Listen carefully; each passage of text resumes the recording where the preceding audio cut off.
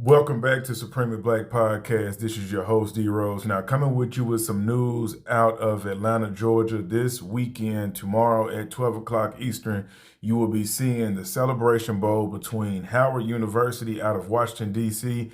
and FAMU University out of Tallahassee. Now, both of these schools have dominated their conferences. Howard dominated the MEAC. Florida A&M, FAMU, better known as, dominated the SWAC, so they will be meeting tomorrow for their national championship. Now, a lot of people probably have kind of turned their attention away from HBCU sports or football to be exact because of, the likes of Deion Sanders are no longer at Jackson State. Last year, they had a really big game. North Carolina Central ended up walking away with the championship. So this year is going to be led by two great quarterbacks that are coming from both of them. Both of those teams have very respective programs. They dominated both of their All-Americans, or a lot of them are on both teams. So I would definitely want to give a shout out to Black College Live, which is actually down there covering this. I'm using their video just so we can kind of get a good scenery of what's going on. You see the band and things like that are playing in the back. But this is definitely something huge. So for people that watch college sports outside of just your major Power 5 conferences, this is definitely a good football game you could tap into. You can understand of like what was some of the atmosphere, what was some of that culture like that came from the HBCUs, excuse me. A lot of people only get to see, okay, this is the Deion impact that he sees, that you may see in Colorado, right?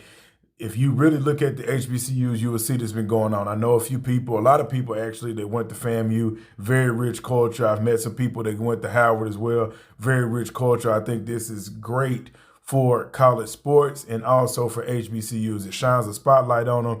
It gets them a nationally televised game, and it has a lot of people that can check it out and watch it. So if you've never watched the HBCU game, I would definitely say watch it. The last couple of years have been great. Last year's game went into overtime. Check it out, see some of the people, see some of the talent. So then when you do listen to sports shows and they argue about why isn't HBCUs represented more on NFL draft day, because you will see that a lot of these kids have next level talent, but for some reason that they continue to get overlooked. So I don't necessarily look at Deion leaving as a negative. I think that he brought a spotlight. Now what we want to see to kind of start to see that these players actually get drafted more. We see one or two maybe every year. Last year, I think there was maybe one that was drafted. And when you watch these games, you get a chance to check them out, you will see that there's actually talented.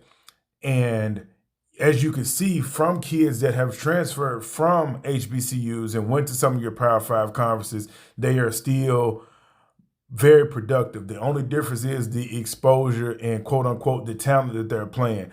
So if you get a chance tomorrow, check it out. It's on ABC. Starts at 12 o'clock Eastern. If you're in Central Time Zone like myself, it'll be 11 o'clock.